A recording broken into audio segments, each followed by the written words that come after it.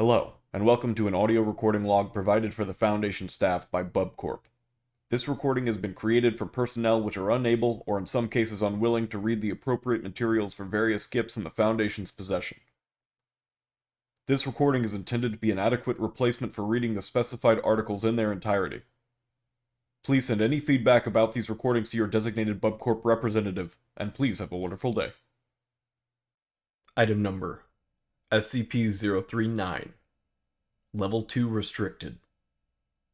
Containment Class Euclid. Disruption Class Vlam. Risk Class Caution. Special Containment Procedures. Living SCP-039 instances are to be contained in Site-77's Wilderness Observation Chamber -2B. The interior and exterior of WOC-2B must be monitored by 2 security guards at all times. WOC-2 is to be inspected weekly for sabotage and contraband. Deceased instances are in refrigerated storage and may be accessed for study upon request. SCP-039-A is Description. SCP-039 consists of 23 proboscis monkeys, Nasalis lavardus, which have been subject to radical anatomical changes. These alterations are summarized below. Eyes have been removed. New bone growth has filled eye sockets.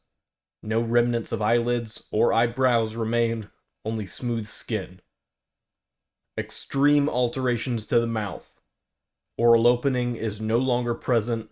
No remnant of lips remain, only smooth skin.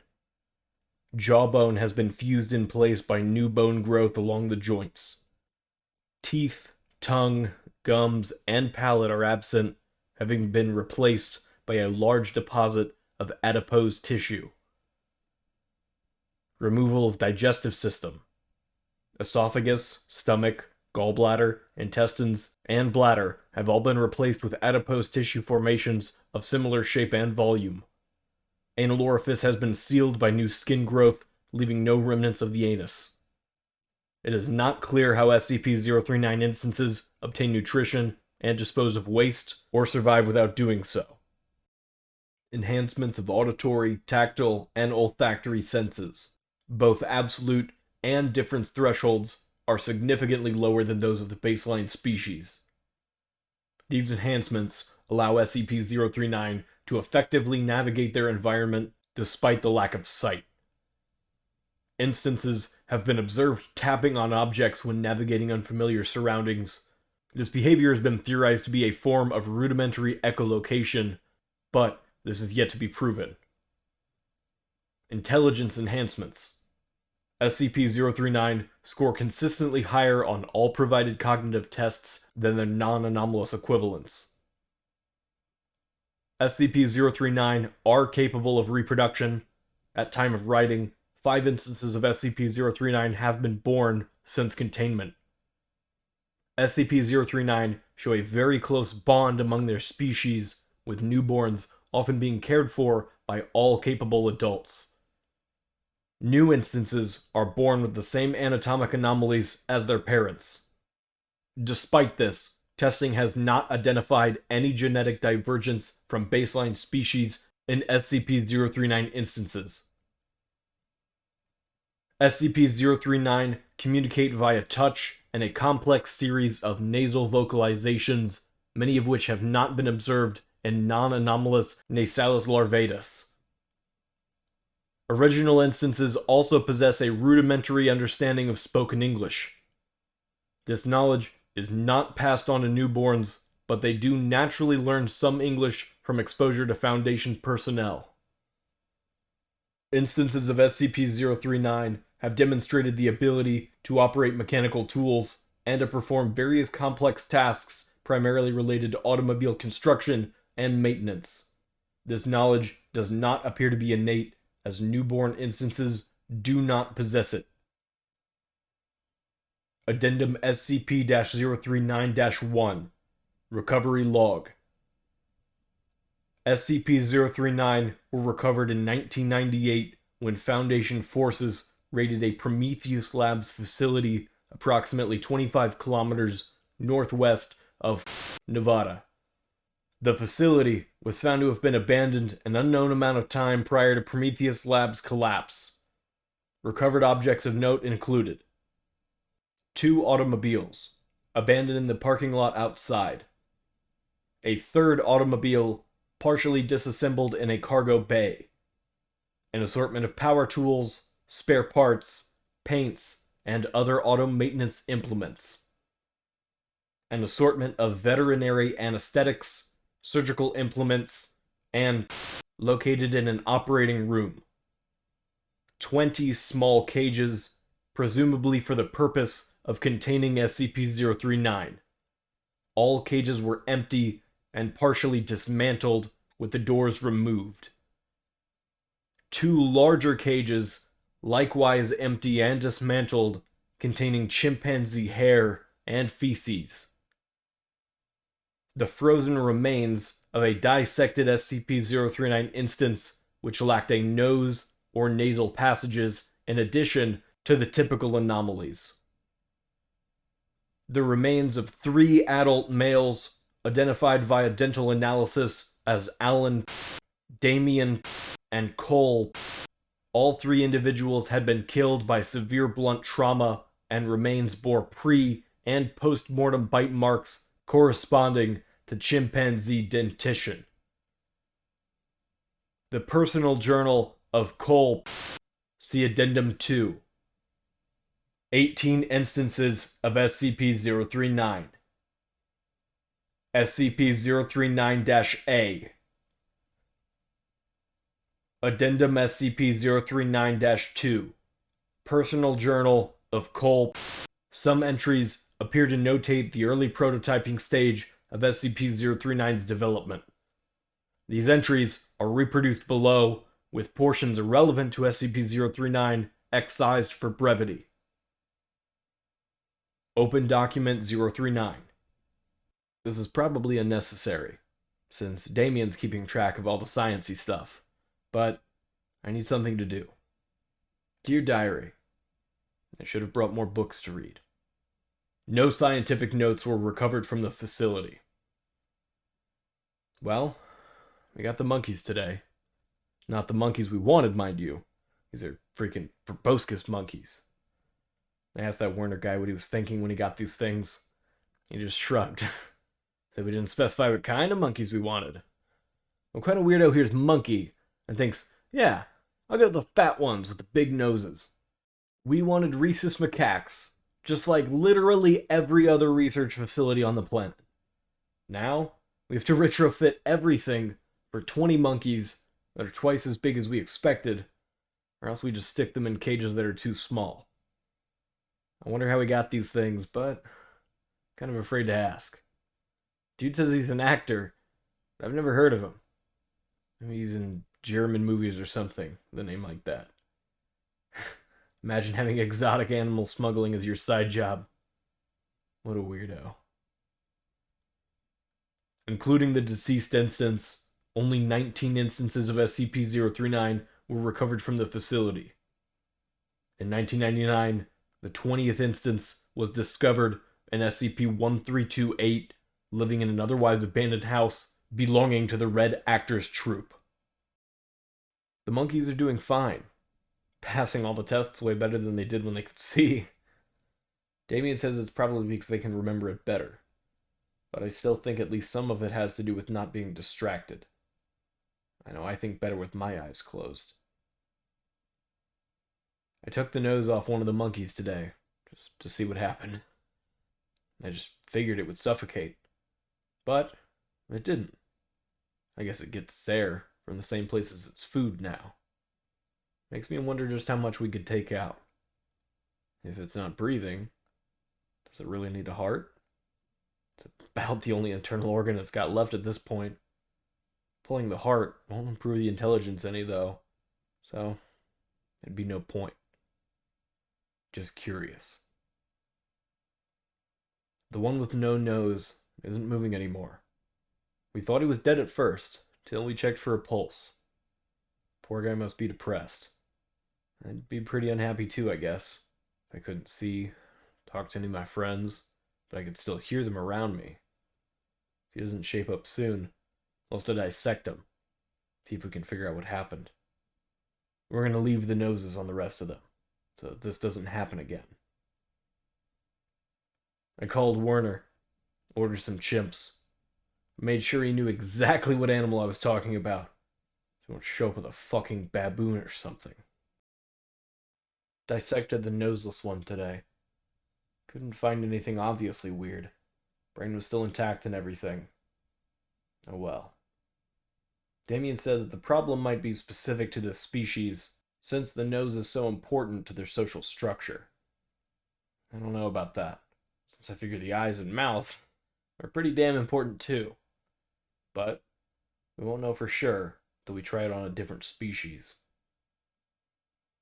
Werner brought us 2 chimps, both males. They're bigger than I expected. Now that we're done with the monkeys, we're handing them over to Alan. He's going to try to teach them some tricks to impress potential donors. Alan says the monkeys are learning quick. I question the wisdom of teaching monkeys to use power tools, but Alan says they don't seem interested in getting up to mischief, monkey business, anymore. Must be the procedure. Decided to start with the nose this time, to see if that monkey really freaked out because it couldn't communicate, or because sanity is somehow dependent on the nose, or some shit. Probably should have tested that on the monkeys, but we were too busy trying to get out of feeding them to be properly scientific about it. I wish our grant request hadn't been denied. Then we'd have enough money for some trial and error. We wouldn't have to rely on some actor for our test subjects. I don't like the chimps. The monkeys were alright, because they're so funny looking. But chimps are a little too much like hairy people for me. Feels like they're actually seeing me when they look, if that makes any sense. It doesn't help. I know they're smarter now. I don't think they like me either. I can't wait till we take their eyes tomorrow. In other news, Alan actually got the monkeys to change the tires on his car. They looked funny doing it, like a furry little pit crew. These must be the smartest monkeys on the planet by now. And Alan says they're still learning. The monkeys are basically geniuses at this point. Alan had them wax his car, do an oil change, and some other car stuff I don't understand. Hopefully, that'll convince the guys upstairs to reconsider our grant. Maybe give us what we need to move on to human experimentation. If that doesn't work, we might at least be able to sell these monkeys to an MC&D or somebody as a cheaper, cuter alternative to real auto mechanics. One of the chimps tried to fucking bite me today. I'm not going back in there until we take the mouths. Those bastards can starve for all I care.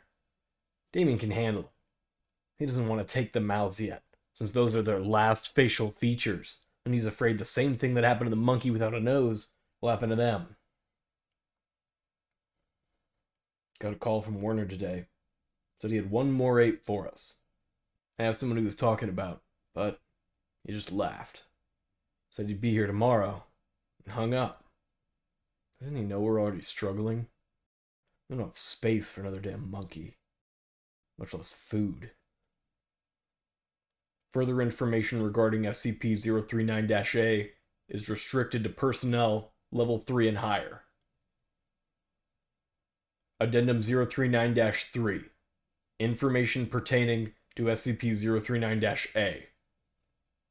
Input level 3 clearance.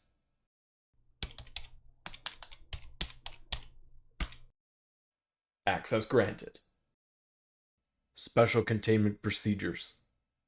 SCP-039-A is held in a standard human containment chamber adjusted to accommodate its blindness. Description: SCP-039-A is an adult human male named Jacob. Via the same process that created SCP-039, SCP-039-A's eyes, nose, mouth, and associated organ systems have all been removed. It has experienced similar enhancements to its intelligence and remaining senses, as well as other psychological alterations. The following excerpts from Cole's journal relate to SCP-039-A. It's a human. The ape Warner was talking about. It's a fucking person. A guy named Jake. Some crackhead he scraped up off the street. Probably just promised him a bunch of drugs to lure him into that creepy red van Warner drives, and dumped him on us. I know, our eventual goal here is to boost human intelligence. We're not ready for human experimentation at this stage. Damien disagrees. Says this is a big opportunity. If we can pull off a successful human prototype, then we're bound to get our grant approved, right? He's right. But that doesn't change the fact that this is a whole new level of illegal. Not to mention dangerous. I'm not sure I want to do it just yet. Not without approval from upstairs. Fucking Damien!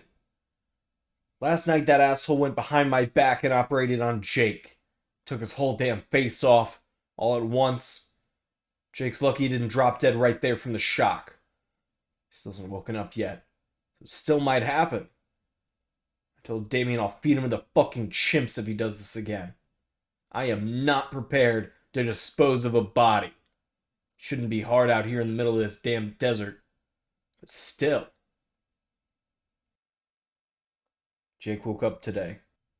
Already moving around and everything. It's kind of creepy. How fast he recovered. And how calm he is about the whole thing. I guess he knew what he signed up for. But you think a guy would at least be a little weirded out when he wakes up without a face. Here's something weird. Jake says he isn't craving drugs anymore. He still had some on him when he got here. Crack or meth or I don't know what. But he wants us to get rid of it. According to him, he'd normally be wanting a fix right now. But he hasn't felt the urge since the operation. I don't know how taking his face off cured his addiction. It enhances intelligence, yeah. But it shouldn't alter your brain chemistry like that. Damien's as stumped as me. He's been knee-deep in that old-ass book that gave him this crazy idea in the first place, trying to figure it out. I'd offer to take a look at it, but I don't speak Latin. No books matching this description were recovered from the facility. Jake wanted to see the monkeys today, so, despite my better judgment, we took him to Alan. He was training them to build a car engine, and they were doing a great job, believe it or not, but they could tell somebody new was in the room. I guess they smelled him. A couple of them came over, and he squatted down to pet them. Damien warned him that the monkeys aren't usually very friendly, but they didn't seem to mind. Reached up to touch his face. Started snorting a whole lot. Seemed kind of excited. I guess because they found a human who's like them.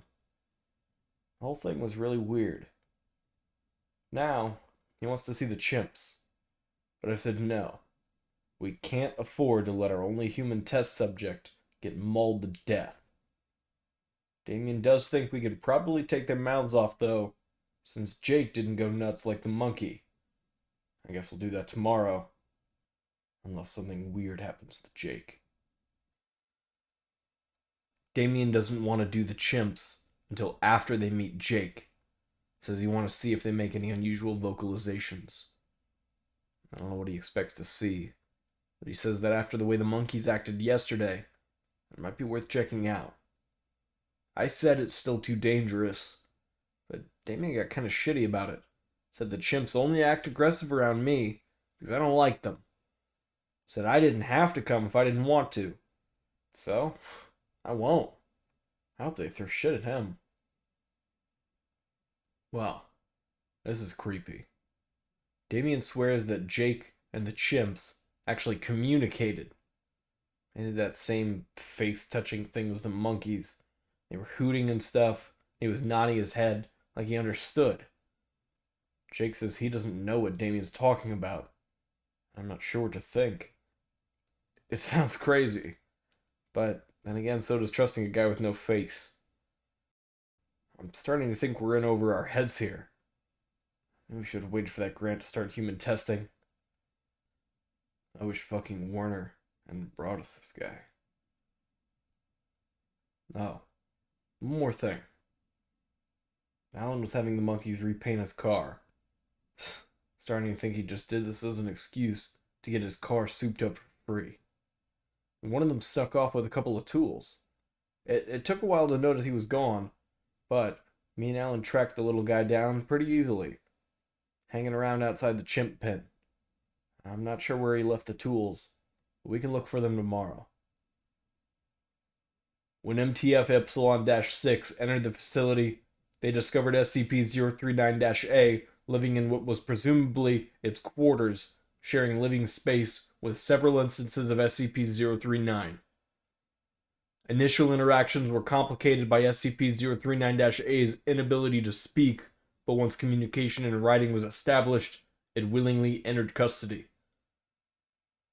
Addendum 039-4. Interviews. Re-enter Level 3 clearance.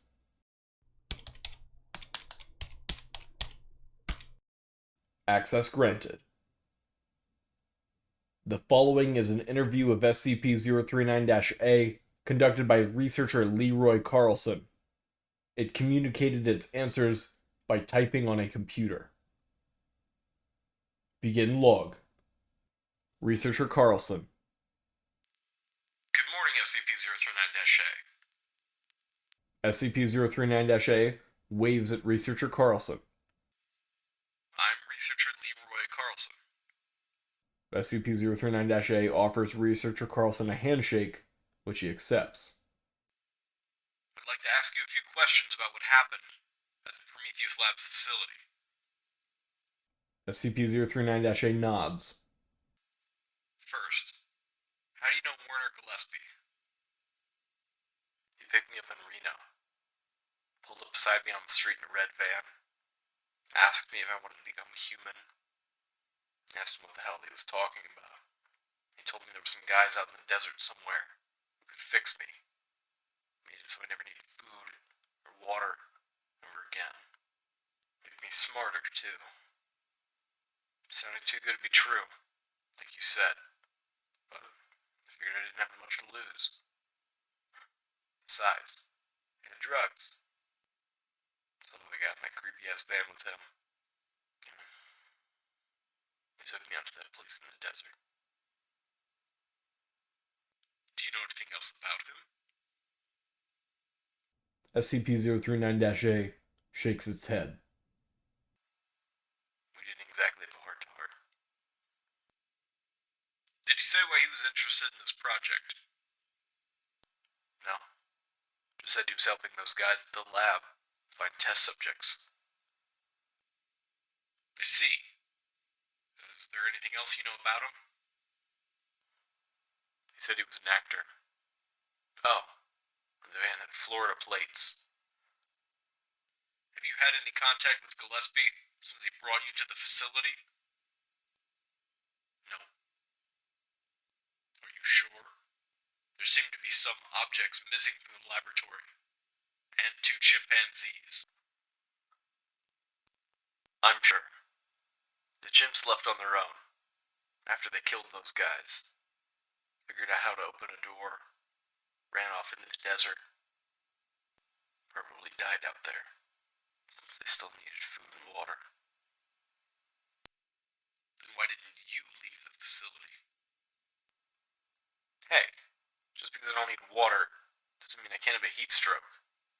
Didn't need to worry about finding food or anything, so I decided to stick around.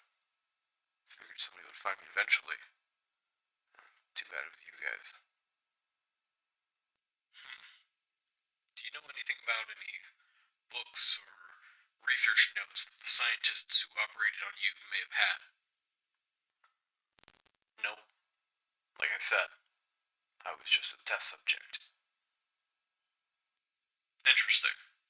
While we're on the subject, How exactly did the chimpanzees escape their cages? Beats me. Cole probably forgot to lock the cages or something. Even smart people make mistakes. I suppose. Note: he's lying. I'm requesting the use of enhanced chemical interrogation techniques. Researcher Carlson. You don't believe me, do you? I'll ask the questions, thanks. Will you? Or are you just gonna sit there and write? I'll write as long as I want. Fine then. Take your time. It's not like I have anywhere else to be anyway. You can put me back in my cell when we're done, right? Right. SCP-039-A removes its hand from the keyboard and leans back with them behind its head. Researcher Carlson finishes writing. Okay, SCP-039-A. Just one more question. You really enjoy calling me that, don't you?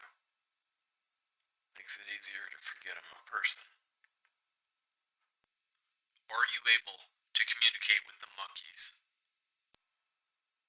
What? The journal we recovered indicates that you may have been able to communicate with them and the altered chimpanzees in some way. That must be Cole's journal. You know, he's an idiot, right? Not to mention a dick. He didn't like me. Or the chimps. Are you saying that you can't communicate with the other SCP-039 instances? I mean, can you communicate with your dog? They're smart animals. Yes, but I can talk to my dog, and he can see me. You and the monkeys can't do either of those things. SCP-039-A hesitates. I'd like to go back to my cell now. SCP-039-A crosses its arms. This interview is not over. SCP-039-A does not respond. You're not gonna cooperate, are you? SCP-039-A shakes its head. Fine. But this isn't over. End log.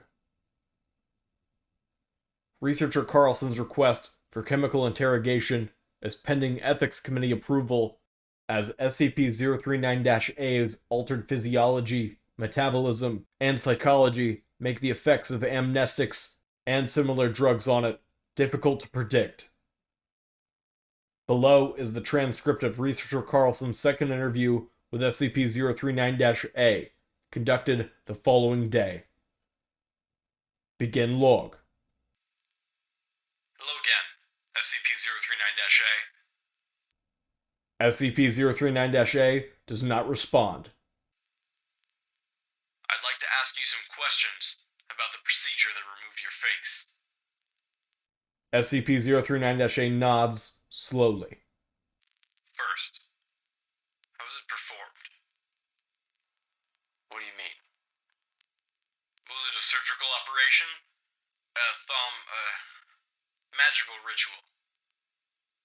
Were you genetically modified?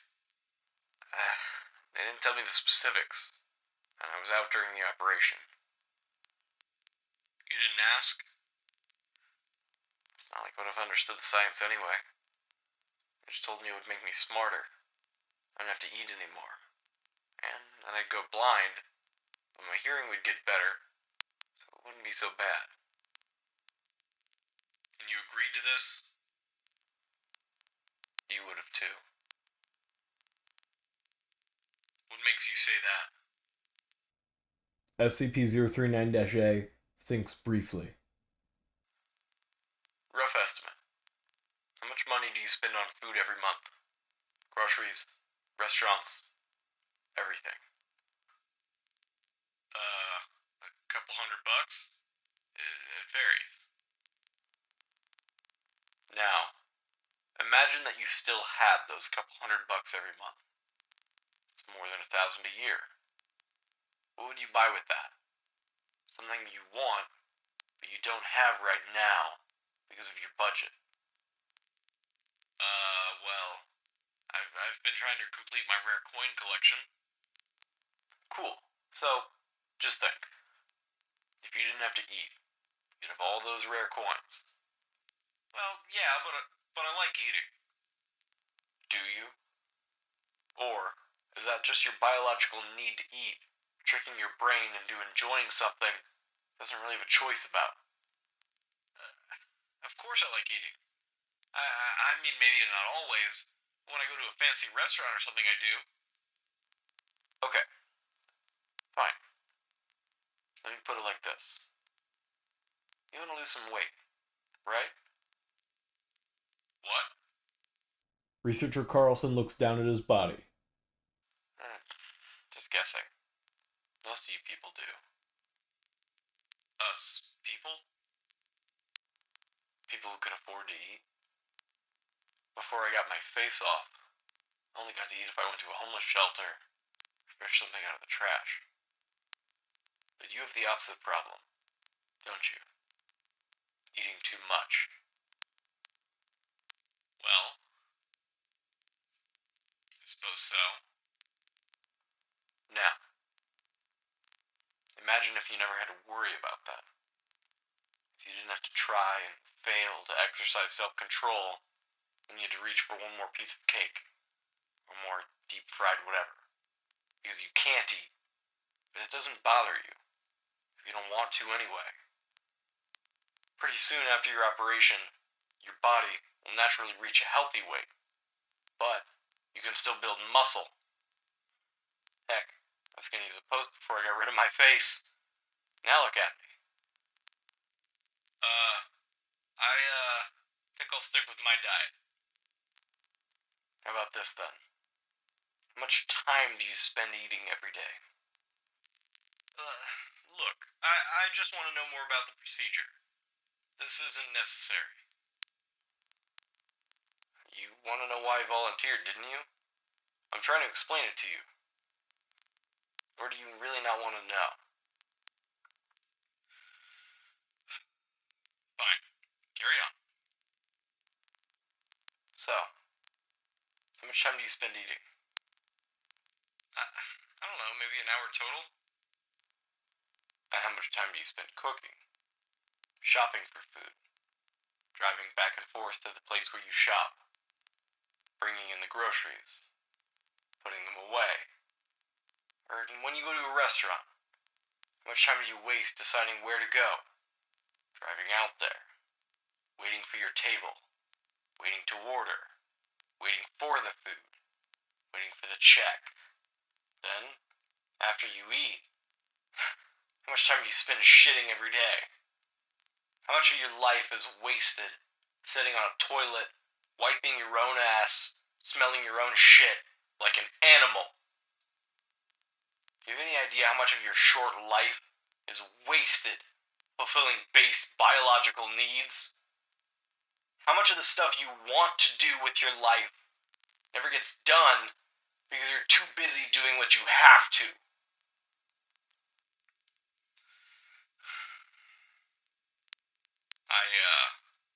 I understand that. But I like my face where it is. SCP-039-A shakes its head slowly. Well, maybe if you were in the shoes that I was in, you'd think differently. From where I was, the face was a small price to pay. I don't guess it matters now, though, since I'm in a box. I'm sorry about that, but surely you can understand the kind of uproar that a man with no face would cause if we just let you wander around in public. SCP-039-A hesitates for several seconds, fingers hovering above the keyboard. Did you have any other questions? Well, we're wondering if you've experienced any other psychological changes. The monkeys show much higher cognitive performance than unaltered ones. We want to know if you've experienced anything similar. Definitely. That's, A little more complicated than being just smarter, though. How so? Well, it's about attention. I can hear better now. What with the... SCP-039-A gestures at the upper half of its face. But I also listen better, if that makes any sense, because I'm not distracted anymore. I never realized it before, and you probably don't either. I'm not sure anybody can if they still have a face. But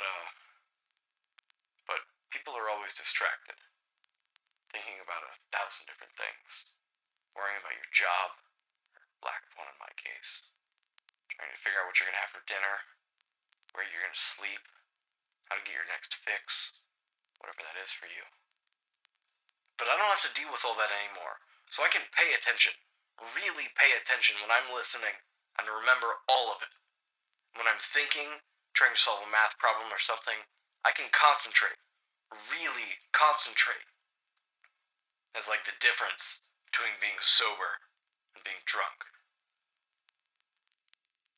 Speaking of which, the documents we found indicate that you were addicted to drugs before the operation.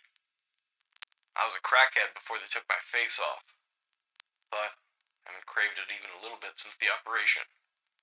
Didn't even withdraw. That's interesting to you, I imagine.